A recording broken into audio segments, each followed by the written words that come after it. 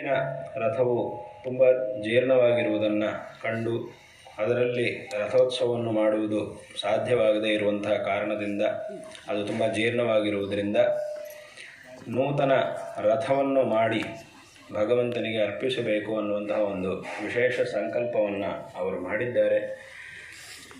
ಅದರಂತೆ ಅವರು ಮಾಡಿದಂತಹ ಸಂಕಲ್ಪದಂತೆ ಅವರು ಮಾಡಿದಂತಹ ಸೂಚನೆ ಅಪ್ಪಣೆಯಂತೆ ಎಲ್ಲ ಶಿಷ್ಯರೂ ಸಹ ತುಂಬ ಸಂತೋಷವಾಗಿ ತುಂಬ ಉತ್ಸಾಹದಿಂದ ಈ ಕಾರ್ಯದಲ್ಲಿ ಭಾಗವಹಿಸಿ ಶೀಘ್ರವಾಗಿ ಈ ರಥವನ್ನು ಸಹ ನಿರ್ಮಾಣ ಮಾಡಿಸಿ ಈ ಒಂದು ಕಾರ್ಯವನ್ನು ಮಾಡಿ ಭಗವಂತನ ಸೇವೆಯಲ್ಲಿ ಭಾಗವಹಿಸಿ ಗುರುದೇವತಾ ಅನುಗ್ರಹಕ್ಕೆ ಪಾತ್ರರಾಗಿದ್ದೀರಿ ಎಲ್ಲ ಶಿಷ್ಯ ಜನರು. ಇದು ಅತ್ಯಂತ ಸಂತೋಷಕರವಾದಂತಹ ಒಂದು ವಿಷಯವಾಗಿದೆ. ಈ ಒಂದು ರಥವು ಅತ್ಯಂತ ಸುಂದರವಾಗಿ ನಿರ್ಮಾಣವಾಗಿ ಅನೇಕ ವಿಧವಾದಂತಹ ಸುಂದರವಾದ ಮೂರ್ತಿಗಳನ್ನು ನಾವು ಆ ರಥದಲ್ಲಿ ನೋಡಬಹುದು. ಸಂಪೂರ್ಣ ರಾಮಾಯಣದ ಒಂದು ಕಥಾಭಾಗವನ್ನು, ರಾಮಾಯಣದ ಬೇರೆ ಬೇರೆ ಘಟನೆಗಳನ್ನು ನಾವು ಅಲ್ಲಿ ನೋಡಬಹುದು.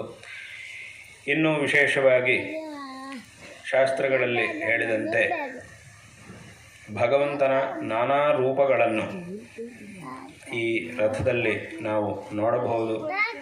ಹಾಗೂ ನಮ್ಮ ಧರ್ಮದ ಸಂಸ್ಥಾಪಕರಾದ ಪುನರುಜ್ಜೀವನವನ್ನು ಮಾಡಿದಂತಹ ಜಗದ್ಗುರು ಶ್ರೀ ಶ್ರೀ ಆದಿಶಂಕರ ಭಗವತ್ಪಾದಾಚಾರ್ಯರ ಮೂರ್ತಿಯನ್ನು ನಾವು ಆ ರಥದ ಕೆತ್ತನೆಗಳಲ್ಲಿ ನೋಡಬಹುದು.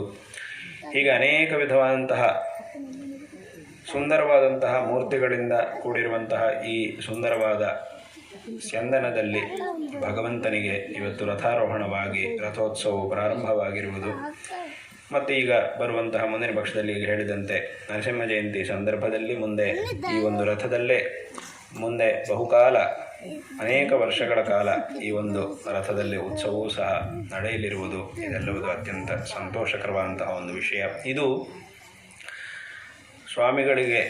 ಸ್ವಾಮಿಗಳ ಒಂದು ಸಂಕಲ್ಪ ಮತ್ತು ಶಿಷ್ಯ ಜನರ ಒಂದು ಗುರುಭಕ್ತಿ ಹಾಗೂ ಆ ಪರಮಾತ್ಮನಿಗೆ, ಆ ಭಗವಂತನಿಗೆ ಎಲ್ಲರ ಮೇಲೂ ಇರತಕ್ಕಂತಹ ಒಂದು ವಾತ್ಸಲ್ಯ, ಭಗವಂತನ ಒಂದು ಅನುಗ್ರಹ ಹಾಗೂ ಈ ಒಂದು ಮಠದ ಮುಂದಿನ ಒಂದು ವಿಶೇಷವಾದಂತಹ ಅಭಿವೃದ್ಧಿ, ಇದು ಎಲ್ಲವುದಕ್ಕೂ ಸಹ ಇವತ್ತು ಆಗಿರುವಂತಹ ಈ ಒಂದು ರಥ ಅನ್ನೋದು ಒಂದು ಪ್ರತೀಕವಾಗಿದೆ.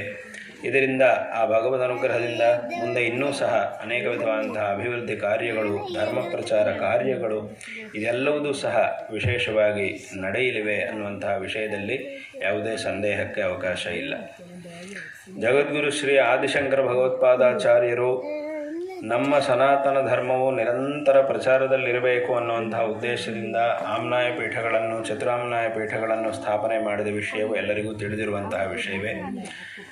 ತದನಂತರ ಕಾಲದಲ್ಲಿ ವಿಶೇಷವಾಗಿ ಶಿಷ್ಯ ಜನರಿಗೆ ಧಾರ್ಮಿಕವಾದಂತಹ ಮಾರ್ಗದರ್ಶನವನ್ನು ಮಾಡುವುದಕ್ಕಾಗಿ ಅನೇಕ ಕಡೆಗಳಲ್ಲಿ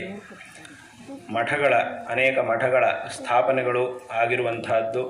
ಶಂಕರರು ಯಾವ ಚತುರಾಮ್ನಾಯ ಪೀಠಗಳನ್ನು ಸ್ಥಾಪನೆ ಮಾಡಿ, ಯಾವ ಒಂದು ಉದ್ದೇಶದಿಂದ ಈ ಪೀಠಗಳನ್ನು ಸ್ಥಾಪನೆ ಮಾಡಿ ಎಂಥ ಒಂದು ಪರಂಪರೆಯನ್ನು, ಸಂಪ್ರದಾಯವನ್ನು, ಆಚಾರಗಳನ್ನು ಏರ್ಪಡಿಸಿದ್ದಾರೋ ಅದನ್ನೇ ಹಾಗೇ ಅನುಸರಿಸಿ ಶಂಕರರು ಮಾಡಿರತಕ್ಕಂತಹ ಇಂತಹ ಒಂದು ಪರಿಕಲ್ಪನೆ ಏನಿದೆಯೋ ಇದನ್ನೇ ಅನುಸರಿಸಿ ನಂತರ ಕಾಲದಲ್ಲೂ ಅನೇಕ ಕಡೆಗಳಲ್ಲಿ ಶಿಷ್ಯ ಜನರಿಗೆ ಧಾರ್ಮಿಕವಾದಂತಹ ಮಾರ್ಗದರ್ಶನವನ್ನು ಮಾಡುವಂತಹ ಉದ್ದೇಶದಿಂದ ಮಠಗಳ ಸ್ಥಾಪನೆಗಳು ಆಗಿರುವುದು.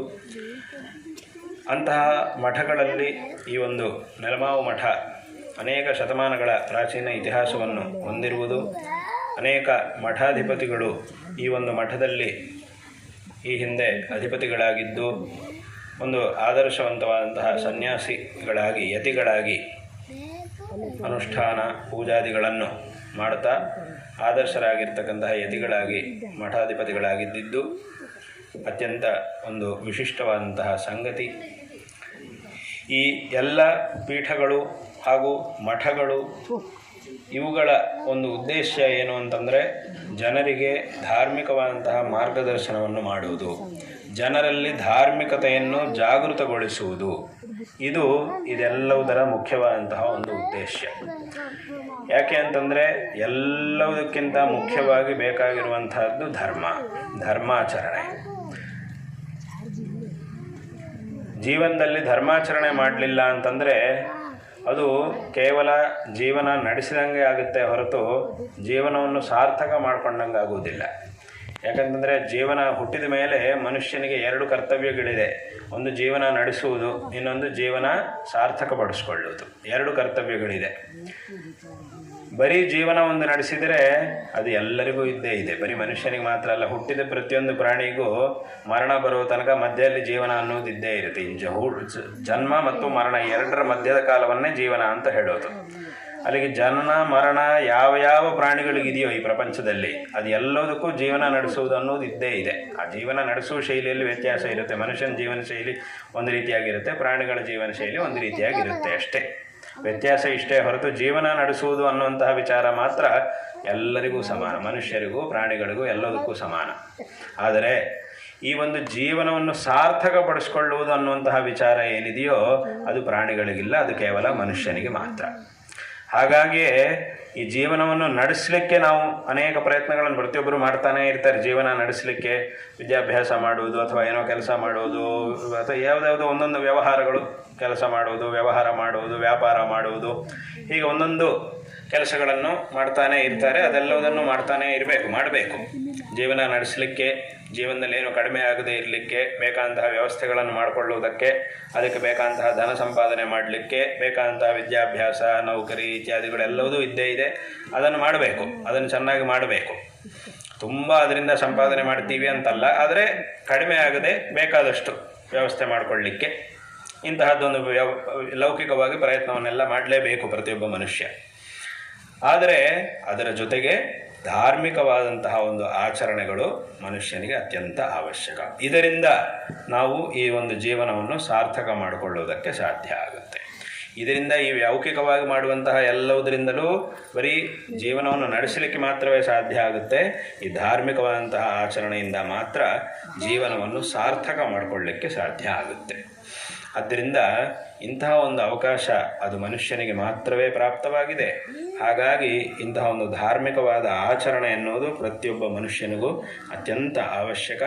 ಹಾಗಾಗಿ ಎಲ್ಲವುದಕ್ಕಿಂತಲೂ ಅತ್ಯಂತ ಅವಶ್ಯಕವಾದ ಈ ಧರ್ಮ ಮಾರ್ಗವನ್ನು ಜನರಿಗೆ ಉಪದೇಶ ಮಾಡಿ ಧಾರ್ಮಿಕವಾದಂತಹ ಜಾಗೃತಿಯನ್ನು ಉಂಟು ಮಾಡುವಂತಹ ಉದ್ದೇಶದಿಂದಲೇ ಶಂಕರ ಭಗವತ್ಪಾದಾಚಾರ್ಯರು ಅವತಾರ ಮಾಡಿದ್ದು, ಅವರು ತಮ್ಮ ಅವತಾರದಲ್ಲಿ ಅನೇಕ ವಿಧವಾದಂತಹ ಕಾರ್ಯಗಳನ್ನು ಮಾಡಿದ್ದು ಮತ್ತು ಚತುರಾಮ್ನಾಯ ಪೀಠಗಳನ್ನು ಸ್ಥಾಪನೆ ಮಾಡಿದರು.